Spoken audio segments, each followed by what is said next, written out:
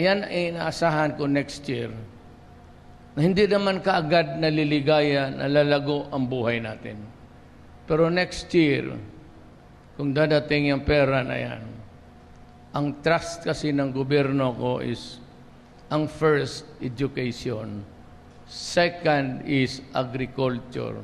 Third is health. So yan magkasunod. Ang military nga pati police, di bomba na lang.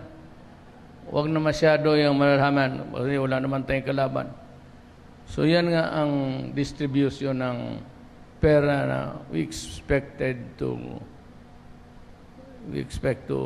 receive by next year. Masiguro ho ninyo, nang una talagang beneficiary dyan, ang agriculture. Merong kayong malaki dyan. Kaya yan ang unang problema natin sa bayan, agriculture. Pati yung panggamot.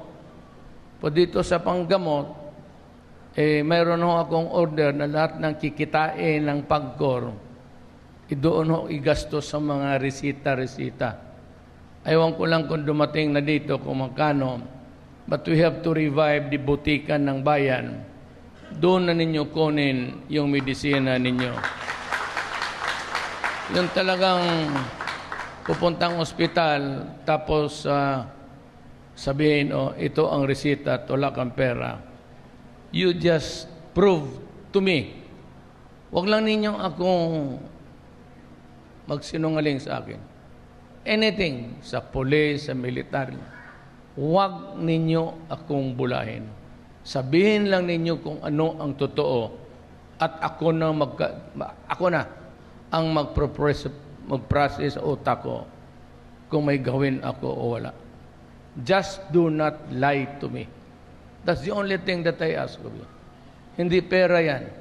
Magpakatotoo ka lang. Ngayon, sa magaganda, magpakatotoo ka sa pag-ibig mo.